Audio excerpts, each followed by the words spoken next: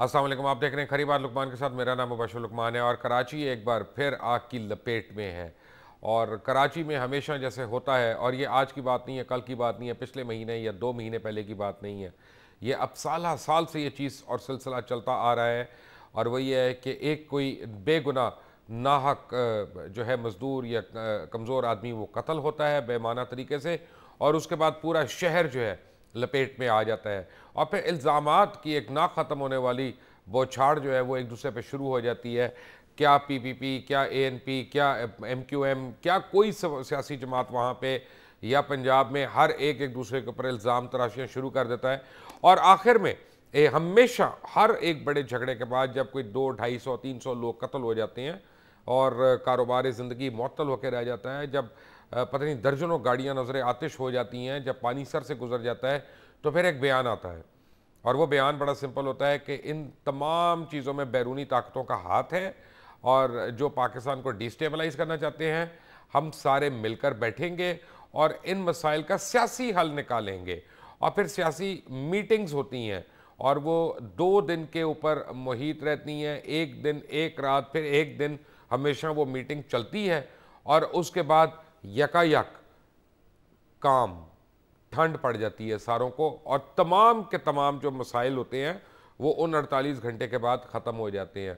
सबको पता है कि मुहर्रम आशूर से पहले ये आशूर के दिन होना है, 40वें के दिन ये होना है, अब ईद मिलादुन्नबी के दिन ये होना है, उसके आगे पीछे होना है। और उससे पहले ये मीटिंग्स नहीं की जाएंगी, या की जाती हैं तो वो अमन कमेटी की मीटिंग्स होती हैं जिसमें सबको पुरअमन रहने की अपील की जाती है। अरे पुरअमन रहने की अपील क्यों करते हैं? पकड़ते क्यों नहीं है? मारते क्यों नहीं है उनको?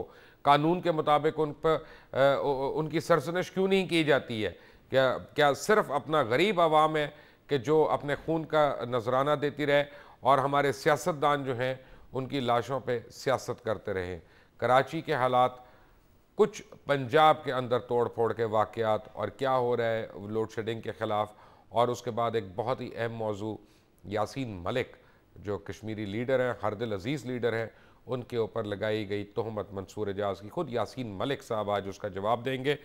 मेरे साथ इस वक्त ज्वाइन कर रहे हैं एमक्यूएम के रज़ा हारून, ज्वाइन कर रही हैं हमें पाकिस्तान पीपल्स पार्टी की शर्मिला फ़ारूकी, और एएनपी के जनरल सेक्रेटरी जनाब बशीर जान साहब, ये हमें ज्वाइन कर रहे हैं। आप सबका बहुत बहुत शुक्रिया आने का। शर्मिला फ़ारूकी, बात तो ये है कि हर बार रहमान मलिक एक बड़ी एक साइंटिफिक किस्म की स्टेटमेंट दे देते हैं, और यानी जैसे उन्होंने को पता नहीं क्या क्या इजाद किया हुआ है क्राइम के अंदर और पकड़ने के लिए कि जनाब हम इसका हल निकाल लेंगे। अफ्रीका और इसराइल से असला आ रहा है, अफ्रीका का एक मुल्क है जो इसमें शामिल है, और बैरून मुल्क की ताकतें हैं जो पाकिस्तान को डिस्टेबलाइज कर रही हैं। अरे बाबा, पकड़ भी लो किसी को, कब तक ये होता रहेगा? देखिए लुकमान, ये आज सुबह से जो वाक़यात हुए हैं और ख़ास तौर पे जो एमक्यूएम के 2 कारकुनान का जो कत्ल हुआ है, वो बहुत ही भयानक है। और मैं यहाँ पर मुत्तहदा कौमी मूवमेंट, अल्ताफ़ हुसैन साहब और तमाम जो उनके कारकुनान रहनुमा उनके साथ जो उनकी तकलीफ़ है उसमें हम सब साथ हैं उनके। जहाँ तक रहमान मलिक साहब का ताल्लुक है, तो पकड़ते क्यों नहीं है? अगर देखिए, मैं ज़रा रहमान मलिक साहब की बात का जवाब भी दूँ। अगर वो कहते हैं कि जी बाहर से असला आ रहा है या इसमें बैरून हाथ मुलव्वस है, तो ये भी गलत बात नहीं है, इसमें भी काफ़ी सदाकत है। लेकिन कराची में एक चीज़ जो बहुत तकलीफ देती है और हम सबको तकलीफ देती है, वो ये है रहमान कि मलिक एक ने तो ये भी कत्ल कहा अगर कि हो भत्ता जाता लेने है। वाला भी मुजरिम और देने वाला भी मुजरिम, क्या ये भी सही है? देखिए, बात ये है कि अगर आप भत्ता देंगे नहीं तो भत्ता लेगा कोई कैसे? रिश्वत देने वाला और लेने वाला दोनों राशि होते हैं। तो जहाँ कहीं वो रिश्वत नहीं दे कोई रहा किसी किसी बीबी, वो किस्म का रिश्वत कोई नहीं दे रहा, जराइम होता है, वो गन पॉइंट के ऊपर लूटा बिल्कुल जा दे रहा रहा है। है, आप उसकी भी मजबूरियां उसको भी हैं। आपने, यानी ये मैं हिकमत समझती अमली है हूँ कि वज़ारत उसकी दाखिला भी की। मजबूरी है कि अगर उसने कराची में रहना है और अगर कुछ ऐसे तो फिर अनासर वो हैं रिश्वत यहाँ तो ना पर दे रहा जो हुआ उसे उसको, भत्ता आप देने पे रिश्वत मजबूर देने वाला करते तो हैं। ना कहें आप उसको। आपने मुझसे ये पूछा कि जो भत्ता दे रहा है और जो ले रहा मैं है ये क्या कह दोनों रहा हूं कि गुनहगार है? तो रहमान मेरा अपनी मलिक जाती साहब राय ये सारी है गैर कि वो मुल्कियों की दोनों बातें कर गुनहगार रहे हैं। हैं, गैर मुल्कियों को पकड़ना, उन ताकतों को रोकना, वो किसकी जिम्मेदारी है? लुकमान साहब पकड़ते भी हैं, वो अदालतों के सामने जाते भी हैं, फिर वो इनसफिशिएंट एविडेंस होती है, विटनेसेस सामने नहीं आते, वो अदालतों से छूट भी जाते हैं। बहुत सारे इश्यूज हैं, आप मुझसे बेहतर समझते हैं, आप तो नहीं, अदालतों से छूट जाते हैं क्योंकि लॉ ऑफ एविडेंस आपका फ्लिम्सी है। आपने पार्लियामेंट में लॉ ऑफ एविडेंस को एड्रेस करने के लिए हमारे प्रोसिक्यूशन के अंदर वीकनेसेस हैं, तो फिर पार्लियामेंट क्या कर रही है? एविडेंस के अंदर वीकनेसेस हैं, ये पार्लियामेंट क्या कर रही है? से पूछिए ना कि वो क्या कर रही है। मेरा मतलब है आपकी पार्टी उस पार्लियामेंट का हिस्सा नहीं है। पार्लियामेंटेरियंस बैठे हुए हैं, ये उनका काम है। आप उस पार्टी के स्पोक्सपर्सन है जिसकी सबसे ज्यादा अक्सरियत है, तो उसको क्लब करें। लकूना शर्मिला, लेट्स बी ऑनेस्ट, कानून ही गलत है ये। लेकिन नहीं, एक सेकेंड, देखिए लुकमान साहब, हमारी पार्टी की अक्सरियत जरूर है, लेकिन हमारी पार्टी की एब्सोल्यूट मेजॉरिटी नहीं है। अगर कोई कानून आपने पास करना है, किसी कानून में आपने अमेंडमेंट करनी है, आपने पेश किया 3/4 अमेंडमेंट की। रहमान मलिक साहब ने सेनेट के अंदर पेश किया हुआ है बिल, वो कहीं कोल्ड स्टोरेज हो गया क्योंकि उसके ऊपर बहुत सारे खिलाफात हैं, बहुत सारे लोगों के। सेनेट में तो मेजॉरिटी आपकी है, और ये कोई सेनेट में तो मेजॉरिटी आपकी है ना। अब कर ले, अब हुई है ना, अब कर ले, कब कर रही है? ये बात मैं कर रही हूँ 2 साल पहले की, जब उन्होंने बिल पेश किया था, मेजॉरिटी अब आई है। प्रॉब्लम ये है, सेनेट जो है वो बिल को पास नहीं करेगी। एक मिनट रजा हारून साहब, प्रॉब्लम ये है, पहले तो मैं विद ऑल ड्यू रिस्पेक्ट आपसे, आपके तमाम कारकुनान से मैं इजहार अफसोस करना चाहूँगा। यकीनी तौर पे किसी भी कारकुन की जो मौत है उस पर सिर्फ फातिहा पढ़ी जा सकती है, अफसोस और दुख का इजहार किया जा सकता है। लेकिन ये भी तो सच है ना रज़ा हारून साहब कि आप लोगों का कारकुन भी अगर शहीद हो जाए या कत्ल हो जाए या मारा जाए, तब भी इल्ज़ाम आप लोगों के ऊपर आता है। आपकी अपनी परसेप्शन इतनी लोगों की नज़रों में ख़राब हो चुकी हैं कि उसको मज़ीद अपनी एक्सप्लेनेशन देने के बावजूद वो ठीक नहीं हो रही। लुकमान भाई, सबसे पहले तो मैं चाहूँगा कि हम आज के इस प्रोग्राम के तवस्सुत से उनकी फैमिली से ताज़ियत करें। बिल्कुल बिल्कुल, उनकी फैमिली के साथ इज़हार यकजहती करें, उनसे अफसोस करें, इसमें कोई दो राय नहीं कि आपके बच्चों को 2 बेटों को, जवान साल बेटों को इस शहर में घर में सोते हुए घुसकर दहशतगर्दों ने फायरिंग करके शहीद कर दिया। और हमारे रियासती इदारे शर्मिंदा हैं कि हम अपनी बुनियादी जिम्मेदारी भी नहीं प्रोवाइड कर सके, बुनियादी हक आपका पूरा नहीं कर सके, आपकी जान माल का तहफ़्फ़ुज़ नहीं फराम कर सके। पहले तो हम शर्मिंदा हो जाएं, हम शर्मिंदा होना सीखें, फिर हम जस्टिफिकेशन ना ढूंढें, फिर हम ग्लोरीफाई ना करें क्रिमिनल्स को। खुदा के वास्ते, जो इलाके का बदमाश गुंडा है, जो इलाके का नॉन क्रिमिनल है, अहमद अली जो गैंग वॉर का सरकर्दा रहनुमा है, दुनिया जानती है कि उसके खिलाफ दर्जनों FIR कटी हुई मर्डर्स की, दर्जनों दफ़ा मीटिंग्स में उसके हवाले से बताया जा चुका, लेकिन चूंकि कोई एक्शन नहीं लिया गया कॉन्क्रीट, क्योंकि उसके लिए उसको गिरफ्तार नहीं किया गया, उसको एप्रीहेंड नहीं किया गया, उसको करार वाकई सजा नहीं दी गई, तो उसके नतीजे में आज 2 कीमती जानें और ज़ाया हुई। MKM के कारकुनान जरूर थे, MKM के सीनियर मेंबरान जरूर थे, कराची के शहरी भी थे, कराची के रहने वाले भी थे, किसी माँ का बेटा भी था, किसी बीवी का सुहाग भी था, जो आज खत्म हो गया, किसी घर का शायद वाहिद। आप खुद भी तो रज़ा साहब हुकूमत में है ना, आपको बर्मा में तो नहीं है ना, आप भी इसी मुल्क की हुकूमत में। छोड़ दे फिर हुकूमत, अगर आप लोग इतने बेबस हैं तो। अच्छा ठीक है, ये कर लेते हैं, आज आपके प्रोग्राम के तवज्जुह से ये तय कर लेते हैं कि MKM हुकूमत से बाहर आ जाएगी और कराची में फिर आइंदा कभी किसी बेगुनाह शहरी का कत्ल नहीं होगा, आइंदा कभी किसी बेगुनाह शहरी को अगवा नहीं किया जाएगा। जब आप हुकूमत की नाअहलियों का अगर आप रोना रोएंगे, किसी नहीं, हमारी क्या अहलियत है, नहीं हमारी क्या अहलियत है, हमारा क्या डोमेन है, फिर आप इस हुकूमत को सपोर्ट ना करें जो कार्रवाई नहीं कर रही है। मंजूर फसान के मत हाथ मजबूत करें। मैंने कहा ना कि हम ठीक है, आपकी बात में आज इस प्रोग्राम में तय कर लेते हैं कि आइंदा अगर कराची का कोई शहरी शहीद नहीं किया जाएगा, कराची के किसी बच्चे को अगवा नहीं किया जाएगा, कराची किसी के ताजिर से भत्ता नहीं लिया जाएगा, कराची के लोग इन दहशतगर्दों के आगे महफूज हो जाएंगे, तो ऐसी हुकूमत तो छोड़ देंगे हम। तो रजा साहब मुझे ये बताएं कि ये क्या बात है कि एक मिनट मुझे ये सिर्फ बताएं कि फिर सिर्फ उंगलियां आप लोगों के ऊपर क्यों उठती हैं? वो कौन सी ऐसी मजबूरी है? आसान है, बहुत आसान है, सबसे आसान काम ही यही है। दुनिया का सबसे आसान काम यह है कि हमारे लोग शहीद हों, हमारे लोग गम और गुस्से में हों, हमारे लोगों पे पहाड़ तोड़ा जाए और हम पर इल्जाम लगा दिया जाए। यार अब इस चीजों से बाहर आ जाएं। हम आप ये देखें कि कौन कर रहा है, क्या कर रहा है, खुदा के वास्ते रिसर्च और इन्वेस्टिगेशन करें और पता करें, कराची के लोगों से आकर पता करें, उस महल्ले में जाएं, PID का दौरा करें, वो आपको बताएंगे अहमद अली कौन है। तो जब हमको पता है, आपको पता है, तो गाड़ियां आज नजर आतिश किसने वाले को पता है, आज गाड़ियां नजर आतिश क्या ANP वालों ने की है या PPP वालों ने की हैं? जिस शख्स ने, जिस गिरोह ने, जिस दहशतगर्दी के टोलों ने सुबह ये अंदोनाक वाकया क्या है, उन्हीं लोगों ने, उन्हीं शरपसंदों ने आज कराची शहर के अंदर ये सब कुछ किया है। सोची समझी स्कीम है, सोची समझी साजिश है। कराची के अंदर एक जानिब गुज़िश्ता 3 रोज से सदर मुमलिकत के अहकामात के बाद रज़ा हारून साहब, बात यह है कि आप ये कहना चाह रहे हैं कि चंद गैंग्स ने जिनकी आप निशानदेही कर सकते हैं, उन्होंने कराची का ये हाल किया है और पूरी सिटी को मफलूज कर दिया है। अकेले गैंग्स नहीं है मुबश्शिर भाई, अकेला बदमाश हो, सुन लें, अकेला बदमाश हो, अकेला क्रिमिनल हो, अकेला गैंग वाला हो, वो ये काम कर ही नहीं सकता जब तक उसकी सरपरस्ती ना हो रही हो। कौन कर यार ये कोई बात है कि आप एक गुंडे बदमाश को गिरफ्तार नहीं कर सकते? ये कोई बात है कि सारा कराची, सारा इलाका पीआईबी का रो रो के चीख के बता रहा है, आई विटनेस बता रहे हैं, और वो बंदा गिरफ्तार नहीं हो रहा? ये सरपरस्ती नहीं तो क्या है? कौन कर रहा है? आप समझते हैं कि हालात पीपल्स पार्टी कर रही है, इस तरीके से आप समझ, हेलो, पीपल्स पार्टी कर रही है सरपरस्ती।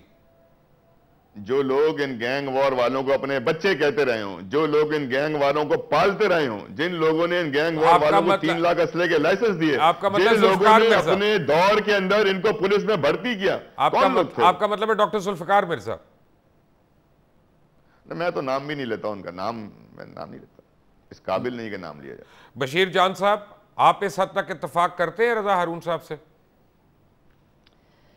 देखिए लुकमान साहब, सबसे पहली बात तो ये है कि आज आपने बड़ा अच्छा प्रोग्राम मुनक़िद किया है और हम तीनों को बुलाया है। इत्तेफाक से हम तीनों ऐसे लोग हैं कि पार्टी हुकूमत में भी है और कराची में अक्सरियत का दावा भी करते हैं। सबसे पहले तो जिस तरह आपने कहा कि कोई इख्तिलाफ राय नहीं है, आज सुबह जो 2 सियासी कारकुनों की शहादत हुई है वो यकीनन एक काबिल मज़म्मत है कि हम उसकी मज़म्मत करते हैं और ऐसा नहीं होना चाहिए। किसी सियासी कारकुन के साथ क्या, किसी के साथ भी नहीं होना चाहिए। लेकिन मैं रज़ा हारून के सिर्फ इस बात से थोड़ा सा वो आगे जाता हूं कि उसके बाद जो कुछ हुआ, हम उनके दुख दर्द में भी बराबर के शरीक है, वो भी नहीं होना चाहिए था। बहरहाल अब जो कुछ हुआ, मैं यही कहता हूं कि क्या इस तरह होता रहेगा और हम आपस में लड़ते रहेंगे या हम आपस में इसी तरह वो करते रहेंगे, या मीडिया वाले हम पर इस तरह हक है मीडिया को, एक आज़ाद मीडिया की ये ड्यूटी है और ये जिम्मेदारी है जो आप लोग ऐसे तरीके से निभा रहे हैं कि हमको आवाम के कटेरे में लाके खड़ा करें, हमसे ये पूछा जाए कि ठीक है जो कुछ आज तक हुआ क्या ये होने का, ये जारी रखने का हमारा कोई प्रोग्राम है या इसे ख़त्म भी किया जाएगा। देखिए 2 बातें हैं, क्या हमने इस शहर को बेरूत या लबनान बनाना है या इस शहर को पुरअमन शहर बनाना है? वो तो बना दिया है। अब बहुत से इलाके ऐसे हैं आपके शहर में जहां पे कोई आदमी नहीं जा सकता मादरत के साथ। मुझे सिर्फ ये बताएं, आपके ऊपर तो ये भी इल्जाम था कि आपने जंग ग्रुप के गाड़ियों को नजर आतिश किया है, जंग अखबार को आपने आग लगाई है। आज की गाड़ियों को किसने आग लगाई? आपने लगाई या आपके मुखालिफिन ने? देखिए मैं आपको एक बात बताऊं, अगर हमने जंग के खिलाफ बाइकाट किया और एहतजाज किया, जो हमारे इलाके थे, हमारी, देखो कराची में लुकमान साहब ये बात से कोई इनकार नहीं कर सकता कि कराची में हर पार्टी का या हर कौमियत के लोगों का मखसूस इलाका है, तो हम जो भी कोई एहतजाज करते हैं, हम हर एक आदमी इससे इनकार कर, देखें अगर MQM को एहतजाज करती है, अवामी नेशनल पार्टी को एहतजाज करती है, पीपल पार्टी कुछ करती है, तो उसमें जो नुकसानात होते हैं उसको हम एक्सेप्ट नहीं करते। लिहाजा इसका एक तरीक़ाकार तो मौजूद है, हमारे इस मुल्क में लॉ एनफोर्समेंट एजेंसियां हैं, पुलिस है, रेंजर है, अगर उनसे हम मुतमईन नहीं है तो ये काम किसी और बड़े इदारे से कराया जाए, फौज से कराया जाए, जो भी लोग इसमें इन्वॉल्व है इसको आवाम के सामने लाया जाए। ऐसा करते हैं ना, ऐसा करते हैं। मैं चले एक चैलेंज करता हूँ, एक छोटा सा, कि जैसे क्या है जी, सोराब कोर्ट है या अल आसिफ प्लाजा है, वहाँ पे शाही सैयद साहब को भेज के दिखाएं अकेले, वो तो सारा आपका इलाका है ना, और फिर वो अकेले 4 घंटे के बाद वापस आ जाए या 3 घंटे के बाद। मैं और आप शर्त लगाने को तैयार है टीवी के ऊपर। ये परसेप्शन तो आपकी गलत है। आज कराची में जो कुछ हुआ और जो तफसीलात आपके पास आई है, हमारे पास आई है, देखिए कहां पर सोराब गोड में क्या है, लोग रोजाना कराची में जितने लोग आते जाते हैं वहां से गुजरते हैं और हम लोग रोज जाते हैं, आप आए आपको भी घुमा के लाते हैं, वहां कौन सी कोई ऐसी अनोखी बात है? और मेरे ख्याल में जब तक हम ये तासुर खत्म नहीं करेंगे कि तो गाड़ियां वहां पे कौन आग लगा रहा है, गाड़ियां कौन आग लगाता है, मारता कौन है, आग कौन लगाता है, खत्म करना पड़ेगा, आग कौन लगाता है, फायरिंग कौन करता है वहां पे? ये जो आज कराची में फायरिंग हुई, इसमें सोराब गोड में कितनी हुई आप जरा मुझे ये बताएं। असला तो अल आसिफ स्क्वायर से गया ना जी, अल आसिफ स्क्वायर में कितना अरसा असला बिका, ये तो आपको भी पता है, मुझे भी पता है। लेकिन जो आपके इत्तला के लिए अर्ज है कि जो कराची में असला इस्तेमाल हो रहा है इस वक्त, ये सोराब गोड में नहीं बनता है, ना इलाका गैर में बनता है। ये बातें गलत है। बिकने की बात की है मैंने, बिकने की बात की है। क्या सोराब गोड को, क्या बशीर भाई मैंने बिकने की बात की है, हासिल है जी, मैंने बिकने की बात की है। खुदा को हाजिर नाजिर जान के कह दे मैं गलत कह रहा हूं, मैं मान लूंगा। बिल्कुल बिल्कुल बिल्कुल, आप भी खुदा को हाजिर नाजिर जानकर हम सबको ये सोचना चाहिए कि क्या सोराब गोड को ये इस्तिस्ना हासिल है कि वहां असला बिके? क्या वहां पर यही मेरा सवाल है सर, क्या वहां पुलिस का ताना नहीं है? यही मेरा सवाल है। खैर बशीर जान साहब हमारे साथ हैं, एएनपी के रहनुमा, रजा हारून साहब एमक्यूएम के रहनुमा और शर्मिला फारूकी स्पोक्स पर्सन है पाकिस्तान पीपल्स पार्टी की। तीनों हमारे साथ हैं। एक छोटी सी ब्रेक के बाद आते हैं और देखते हैं कि कौन जिम्मेदार है कराची में इस खून की होली का। All of that after break, take a break. Welcome back from the break. Sharmila Farooqui साहब, एक बात तो तयशुदा है कि कराची में जब भी कुछ होता है, कोई ऐसा वाकया होता है, तो एमक्यूएम के लोग चाहे अपना मारे जाएं या एएनपी के लोग मारे जाएं, इन दोनों के ऊपर तो ब्लेम लगते हैं। एएनपी के ऊपर भी हम ब्लेम लगाते हैं, एमक्यूएम के ऊपर भी हम ब्लेम लगाते हैं। लेकिन ये भी तो एक सच है ना कि सिंध, इंटीरियर सिंध का एक बहुत एलिमेंट है जो इस वक्त बड़ी लूट खसूट में कराची के अंदर आके वहाँ पे मुलव्वस है और बेदर्दी से और दलेरी से वो ये सब कार्रवाइयाँ कर रहा है। खुद आपके अपने होम मिनिस्टर जो थे और उनका जो प्रेस कॉन्फ्रेंस थी लियारी इंसिडेंट के ऊपर, जिसमें 8 मस्तशुदा लाशें, बल्कि टोटल तकरीबन 28 लाशें वहाँ से बरामद हुई थी, उनकी प्रेस कॉन्फ्रेंस जो थी वो एक किस्म का एक बाले जुर्म भी था, लेकिन आप लोगों ने उनको बड़े आराम से जाने दिया और कोई पर्चा उनके ऊपर नहीं हुआ। तो आप लोग खुद भी तो जुराइम की जो है उनको छुपा रहे हैं ना वहां पे। देखिए मुबशिर साहब, बात ये है कि ये ना मुझे कहना कि मिर्जा मासूम आदमी है, ये ना कहना कि मिर्जा मासूम आदमी है। मैं डॉक्टर जुल्फिकार मिर्जा की स्पोक्स पर्सन नहीं हूँ। अगर आपको उनके बारे में कोई सवाल का जवाब चाहिए तो आप उनको खुद उनसे राब्ता करें, वो या उनके खानदान वाले। छोड़ा आपने है ना 3 साल तो आपके होम मिनिस्टर रहे हैं ना, 3 साल तो आपके होम मिनिस्टर रहे हैं, तो उसकी जिम्मेदारी लियारी का जिम्मेदार कौन है? लियारी में तो एमक्यूएम नहीं है, लियारी में तो एएनपी नहीं है, लियारी में तो बलोच नहीं है। नहीं, देखिए हर बार लियारी को ही फोकस में लाना ये भी बड़ी जाती है। 28 कत्ल वहां पे हुए, चंद लोग नहीं। मैं मानती हूं कि लियारी में इश्यूज हैं, इसी तरीके से टॉर्चर कैंप्स पकड़े गए वहां पे, टॉर्चर कैंप्स पकड़े गए। देखिए खुद जुल्फिकार मिर्जा की निगरानी में थे वो, और वो आपके मिनिस्टर थे उस वक्त। नहीं, मैं डॉक्टर जुल्फिकार मिर्जा की स्पोक्स पर्सन नहीं हूं लुकमान साहब, make that very clear. Okay, let me tell you one thing, अगर कोई जुराम में मुलव्वस है, ख्वाह वो मेरी जमात से उसका ताल्लुक हो या किसी और की जमात से ताल्लुक हो, उसके खिलाफ कार्रवाई हुई है। हमारे लोग भी जो क्लेम करते हैं कि हमारी पार्टी से एफिलिएशन है वो भी गिरफ्तार हुए हैं, दीगर जमातों के लोग भी गिरफ्तार हुए हैं। एक चीज मैं आपको बता दूं कि बार बार लियारी को फोकस में लाया जाता है, लियारी में मोहब्बत करने वाले लोग रहते हैं। चंद अगर ऐसे कोई लोग हैं जो जुराइम में मुलव्वस हैं तो उनके खिलाफ कार्रवाई है। मिर्जा साहब थे, एक नबील कबूल साहब है, इतनी मोहब्बत करते हैं, इतनी मोहब्बत के वो पीपल्स पार्टी छोड़ने वाले हैं। देखिए नबील कबूल की जो स्टेटमेंट्स हैं अबाउट अमन कमेटी, उजैर बलोच, जफर बलोच, वो सेल्फ एक्सप्लेनेटरी है, मुझे उस पर ज्यादा कमेंट करने की जरूरत नहीं। नबील वहां से इलेक्टेड एमएनए है, वो ज्यादा बेहतर जानता है, और जो वो बातें कह रहा है I think we should give him benefit of doubt कि वो सही कह रहा होगा।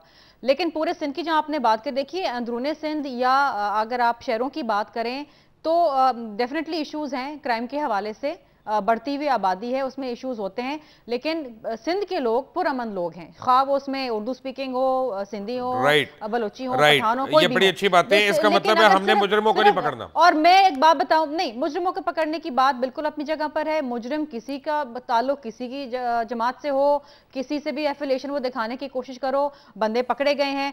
एमक्यूएम भी इस बात को इसकी तायद करती है कि जी अगर हमारी जमात से कोई, मुझे तो आज तक एमक्यूएम की नहीं समझ आई। एक बात मैंने एमक्यूएम से पूछनी है, रजा हारून साहब, मुझे आपकी पार्टी की एक बात नहीं समझ आई बिल्कुल, कि जब 12 मई का वाकया हुआ, आपके होम मिनिस्टर थे, आपके होम मिनिस्टर ने सारे इल्जामात अपने ऊपर लगवा लिए, अपनी पार्टी पे लगवा लिए। ये नहीं लोगों को उस वक्त खुद आके बताया कि कंटेनर्स किसकी कहनी पे रखे गए, सीसीपीओ की और सिंध हाईकोर्ट बार की जो एक मीटिंग हुई थी, उस मीटिंग के मिनट से जो तय हुआ किस तरह रखे गए। यानी क्यों, आपकी कौन सी मजबूरियां हैं कि आप असल किलर्स की या बत्ताखोरों की निशानदेही करने से कासिर रहते हैं? बशीर भाई, मुतादिद मीटिंग्स का मैं खुद गवाह हूँ, जिसमें मैं कैबिनेट मीटिंग में बैठा हूँ, लॉ एंड ऑर्डर कमेटी की मीटिंग में बैठा हूँ, और होम मिनिस्टर, चीफ मिनिस्टर के साथ बैठा हूँ। मैंने लिख कर दी हैं लिस्टें, हमारी जो मालूमात हैं लिस्टें बनाकर लिख कर, तमाम तर मालूमात शवाहिद के साथ, अवामी शिकायत के साथ, सबूत और शवाहिद के साथ मुतअद्दिद बार हम दे चुके हैं। अब से कुछ 2 या 3 हफ्ते पहले दोबारा दिए जब ये भत्ताखोरी वाला इश्यू हुआ था। मैं ये तो लिस्टें देना तो रोज का मामूल है हमारा, हम देते हैं जो हमारे पास इंफॉर्मेशन होती है हम आगे बढ़ाते हैं, ये हमारा फर्ज है वैसे कोalition पार्टनर भी और वैसे एक शहर की नुमाइंदा जमात के हिस्से से भी। तो ऐसा करें, इसका मतलब है कि ये हुकूमत आपकी लिस्टों पे एतबार नहीं कर रही। मेरी पे ना करे, इंटेलिजेंस जो प्रोवाइड करती है उस पे कर ले। मेरी वाली आप ऐसा क्यों नहीं करते रज़ा हारून साहब? मेरी वाली लिस्टों पर ऐसा क्यों नहीं करते कि कम से कम वो लिस्टें आप चलें दुनिया टीवी से शेयर करें, हम टीवी पे दिखाते हैं कि यार ये एमक्यूएम ने नामजद किए, मुजरिम है वहां के और हुकूमत इनको नहीं पकड़ना चाह रही। मैं आपको भिजवा दूंगा, पिछले किसी एक प्रोग्राम में तो मैंने पढ़ के सुना दी थी पूरी लिस्ट। मैं आपको लिस्ट भिजवा दूंगा, आप चाहें तो उसको शेयर कर लें। श्योर प्रकट है, कोई प्राइवेट लिस्टें नहीं है, नोन फैक्ट है, पब्लिक में इतना जाने पहचाने जाते हैं क्रिमिनल्स गैंग वॉर के कि सब जानते हैं। मैं एक बात जो शुरू में हुई थी, देखिए यहां कोई 2 सियासी जमातें नहीं लड़ रही, ना यहां जो कोई कौमियतें लड़ रही है। बड़ा गलत कॉनोटेशन दिया जाता है, मेरे एनपी के दोस्त देते हैं कि ऐसा लगता है कि सारे के सारे पठान या पश्तो स्पीकिंग एएनपी से वाबस्ता है। ऐसा नहीं है। पठानों की पश्तो स्पीकिंग एक बहुत बड़ी तादाद एमक्यूएम में, एक बहुत बड़ी तादाद पीपल्स पार्टी में, एक बहुत बड़ी तादाद तो पीपल्स पार्टी में उर्दू स्पीकिंग लोगों की भी तादाद बहुत है। बिल्कुल ऐसा ही है, बिल्कुल ऐसा ही है, बिल्कुल ऐसा ही है। इसीलिए ये बात मैंने क्लियर करी कि ये जो एक खामखा से नुमाइंदगी ले ली है ना कि हम इस कौम के बस हम ही नुमाइंदे, ये गलत परसेप्शन है। मैं बशीर जान साहब से एक सवाल पूछना, बशीर साहब दूसरी बात खत्म कर ले। दूसरी बात मैं ये करना चाह रहा हूं कि सियासी जमातें लॉ एंड ऑर्डर को मेंटेन या सुपरवाइज नहीं कर सकती। सियासी जमातें, पॉलिटिकल जमातें प्रीचिंग करती हैं और प्रोपगेशन करती हैं मैसेजेस की। हमारे पास कोई फोर्स नहीं है। राइट। बशीर जान साहब एक बड़ा सिंपल सा सवाल है, मैंने ये कत्ल गारत से हट के एक सवाल करना है आपसे, अगर आप उसकी इजाजत दें तो।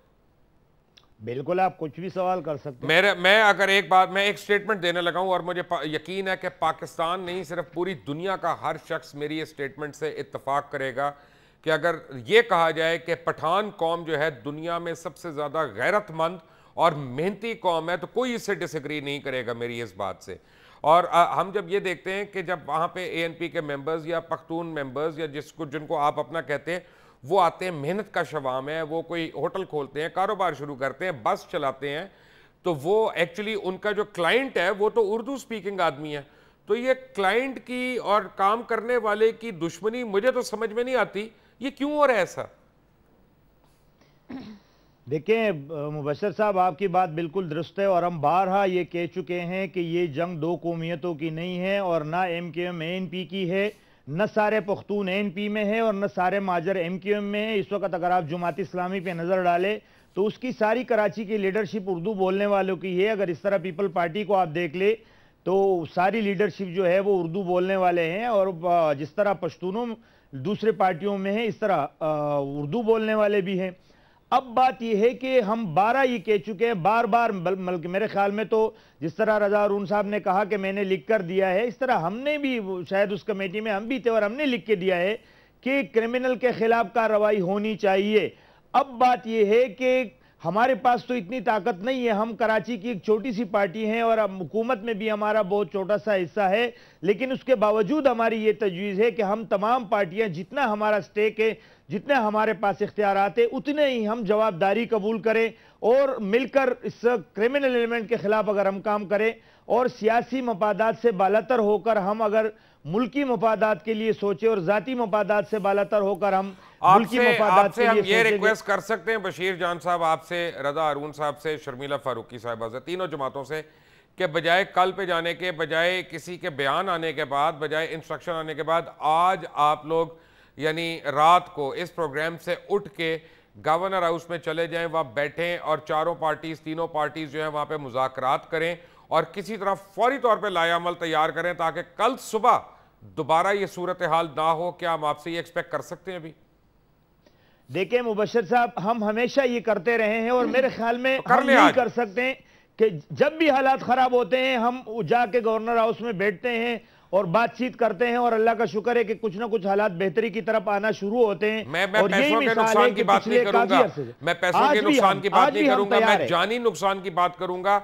आपकी कोई मेहनत जो है उससे बड़ी नहीं हो सकती जो जानी नुकसान हुआ है। बिल्कुल, मैं तमाम नुकसानात की बात करता हूं। तो क्या आज इस प्रोग्राम के फौरन बाद क्या इस प्रोग्राम के फौरन बाद बशीर जान साहब हम आपसे एक्सपेक्ट कर सकते हैं कि आप और आपके रहनुमा जो हैं अभी गवर्नर हाउस जाएंगे? से या मुझसे, बिल्कुल मेरी से या मेरी रज़ा पार्टी हारून हर साहब, वक्त इस आपसे बात हम के लिए रिक्वेस्ट तैयार है। करेंगे कि आप इनको फैसिलिटेट करवा सकते हैं फौरी तौर पे और पीपल्स पार्टी को गवर्नर हाउस में, ताकि यानी ये जो पार्टी मीटिंग है फौरी तौर पे इस पे अमल दरामद हो सके।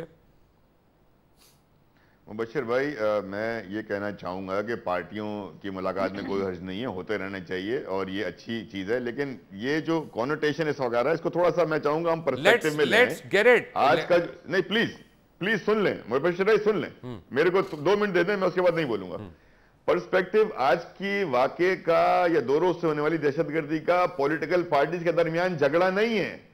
इन वाकयात का पर्सपेक्टिव ये है कि शहर को क्रिमिनल्स, दहशतगर्दों, गैंग वॉर एलिमेंट्स, भत्ताखोरों, अगवा बराए तावान के एक वारदातें करने वाले दहशतगर्दों, जराइम पेशा अनासर के ऊपर बहुत अच्छी बात है।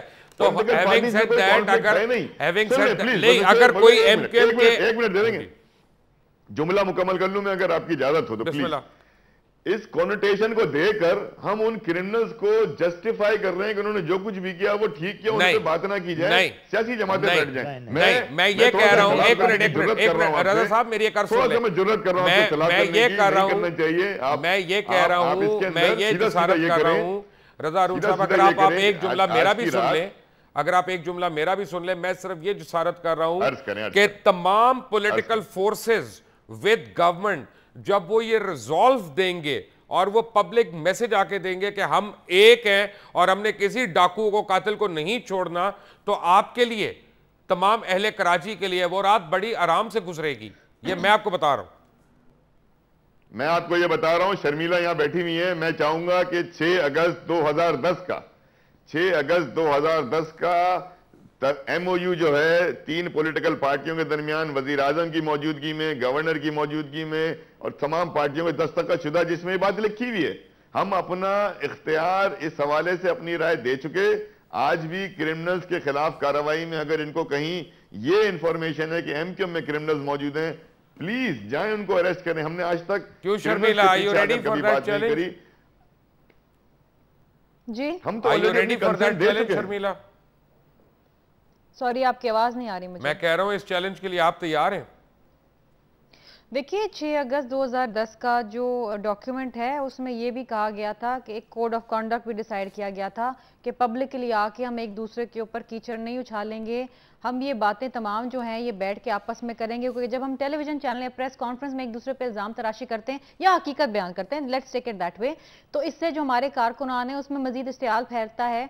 और फिर कराची की पॉलिटिक्स कुछ इस किस्म की है, बहुत खूबसूरत शहर है, तमाम नस्ल-जात की यहाँ पर आप इसको खत्म करें, आप प्लीज थोड़ा वायलेंस है और अनफॉर्चुनेट बात हो जाती है कि जब 2 लोग शहीद होते हैं तो उसके साथ साथ 7 लोग और भी शहीद हो जाते हैं। तो सबसे अहम चीज है कि हम आपस में प्यार करने वाले हैं, चाहे एमपी हो, एमक्यूएम हो, पीपल्स पार्टी हो। यासीन मलिक साहब भी मेरे साथ होंगे और बहुत अहम उनका एक मैसेज है, वो आप तक लेके आऊंगा और उसके हमारे मेहमान तो हैं ही हैं हमारे साथ। एक ब्रेक के बाद, टेक अ ब्रेक।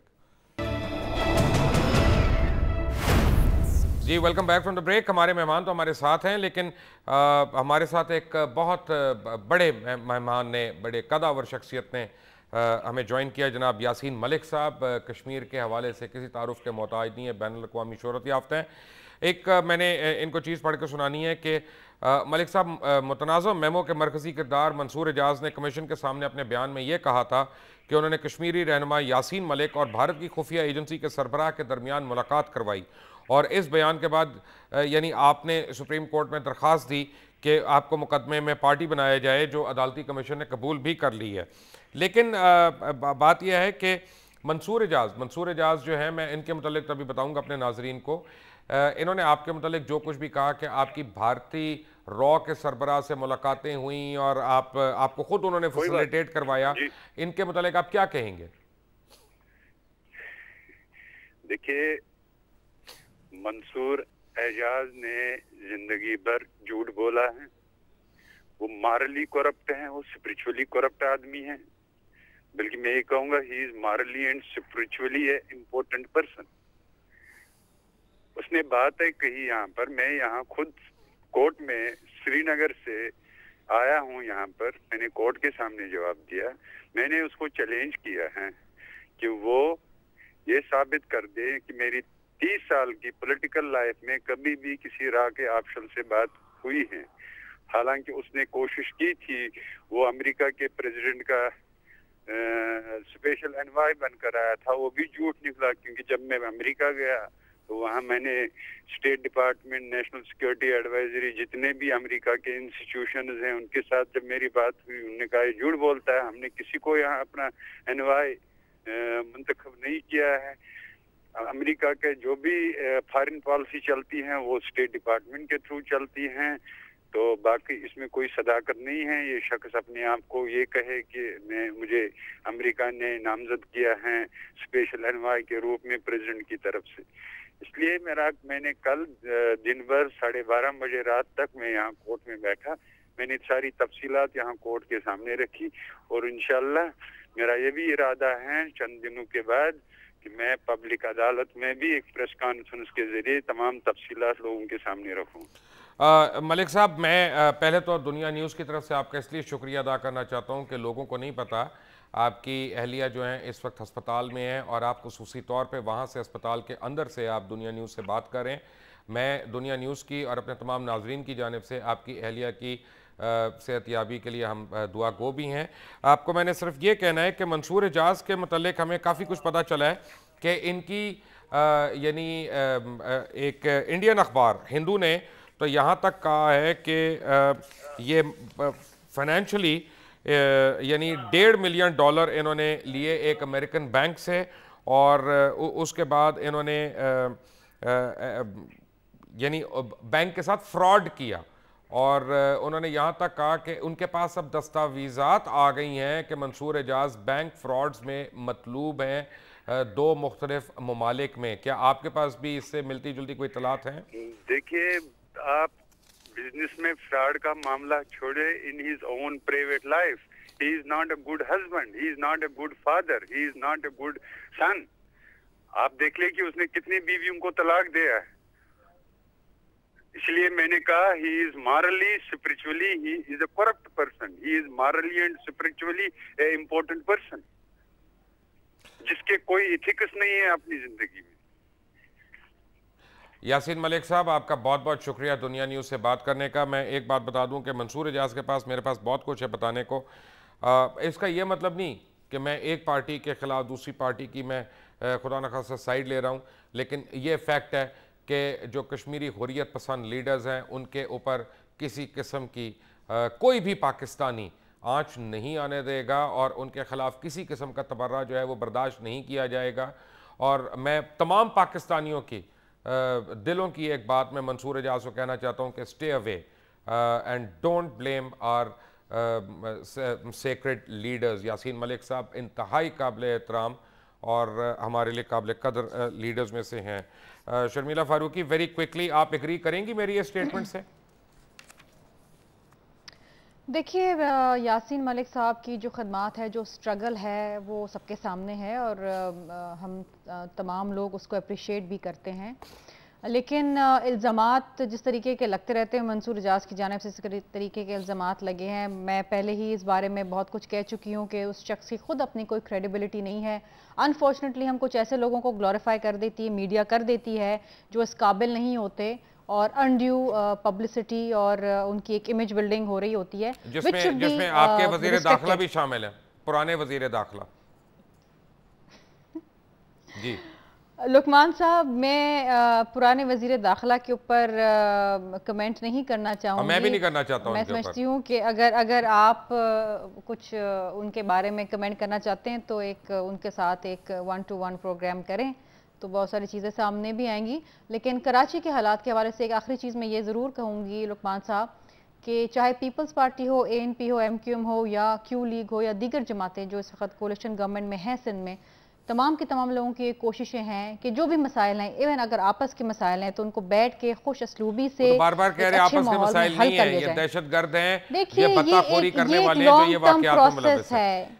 मैं राइट रजा अरुण साहब, मैंने यहाँ पे आपकी एक बात की तारीफ करनी है, मैंने एक बात की आपकी तारीफ करनी है। मैंने रजा अरुण साहब आपकी एक बात की जरूर तारीफ करूंगा कि बड़ी अहम आपने बात की कि आपने किसी पॉलिटिकल पार्टी को ब्लेम नहीं किया, बल्कि आपने क्रिमिनल एलिमेंट की निशानदेही की है। ये पहली बार एक बड़ा मुस्बत कदम है कि कराची के अंदर कम से कम पॉलिटिकल जो है ओपोनेंट्स को ब्लेम नहीं किया जा रहा है। You deserve credit for that. And other thing is Mubashir भाई, हमारी कोई कॉन्स्टिट्यूएंसीज का झगड़ा ही नहीं है, कोई ऐसे मैंडेट का झगड़ा नहीं है। हमारा मैंडेट हमारा है, इनका मैंडेट इनका है। मैं समझता हूं कि हर वाकये के अंदर, हर सीरियस इशू में ये कह देना कि हो गया, आगे चलें, कोई मसला है, चलें दूसरी बात करते हैं, ये नहीं करना चाहिए। अगर आज कराची के अंदर कराची के 2 शहरियों ने, मासूम शहरियों ने अपनी जानों की कुर्बानी दी है, तो क्या वो रायगां चली जाएंगी? क्या आज हम उनके ऊपर कोई डिटरेंस क्रिएट करेंगे? क्या कराची के अवाम समेत मुल्क के अवाम को हम ये पैगाम देंगे कि इंसानी जान इतनी फालतू, इतनी कम नहीं है कि इस तरीके से ले ली जाए? अगर हमने आज अहमद अली को गिरफ्तार कर लिया, तो फिर मैं समझता हूं कि इस माशरे में, कराची में एक डिटरेंस क्रिएट होगा। बशीर जान साहब, मैं आपको भी खराज तहसीन पेश करना चाहता हूं कि आपने भी अपनी मुखालिफ पॉलिटिकल पार्टियों को ब्लेम नहीं किया और आप भी काबिल तहसीन इस बात पे, खुदा के लिए मिलकर उन बताखोर और उन दहशत गर्दों के खिलाफ आप सारे इकट्ठे हो जाएं। मुबशिर साहब, मैं तो आज का अगर ये प्रोग्राम मस्बत रहा तो इसके क्रेडिट आपको दूंगा कि आपने जिस अंदाज में प्रोग्राम किया, यकीनन हमसे ज़्यादा आपकी कोशिश ये थी और आप अपने कोशिश में कामयाब हुए कि आप प्रोग्राम को एक मस्बत तरफ ले गए।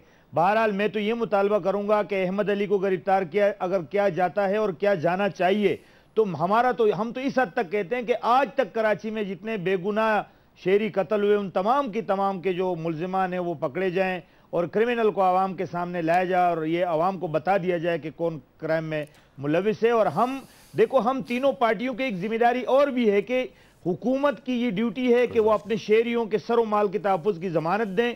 तो अगर हमसे लोग सवाल करते हैं या आप जैसे लोग सवाल करते हैं तो आप मुझसे बहैसियत NP या रज़ा हारून साहब से बहैसियत MQM या शर्मिला से बहैसियत PPP नहीं, बल्कि आप हमसे बहैसियत हुकूमत के सवाल करते हैं। लिहाजा हुकूमत में रहते हुए हमारी ये जवाबदारी है कि हम हर सूरत में पुरअमन माहौल। बशीर जान साहब, आपका बहुत बहुत शुक्रिया। रज़ा हारून, आपका शुक्रिया। शर्मिला फारूकी और ख़ास तौर पे यासीन मलिक, आपका बहुत शुक्रिया। चलते चलते आपको मैंने सिर्फ एक फुटेज दिखानी है 15 सेकंड की। ये लाहौर में होने वाले आज की वारदात, ये पाकिस्तान मुस्लिम लीग नवाज़ के एक MP है, ये जो है हाफिज़ नुमान साहब, ये इस की बराह रास्त इसको लीड कर रहे हैं और लीड किया इन्होंने, यहाँ पे इन्होंने तकरीर की और उसके बाद क्राउड ने मुश्तैल होकर यहाँ पे तोड़ फोड़ शुरू कर दी। यहाँ पे आग लगाई गई, यहाँ पे जो है ट्रैफिक सिग्नल्स को तोड़ा गया और यहाँ पे गाड़ियों को तोड़ा गया। और ये देखें, ये सारों की निशानदेही है किस तरह से तोड़ फोड़ हो रही है। क्या इस पाकिस्तान मुस्लिम लीग नवाज़ के MPA के ख़िलाफ़ फौजदारी का मुकदमा होगा? हुकूमती यानी प्रॉपर्टी के ऊपर तोड़ फोड़ करने के लिए उनको जो सज़ा है वो उनको दी जाएगी? ये आने वाला वक्त ही बताएगा। अंटिल टुमारो, अल्लाह हाफ़िज़।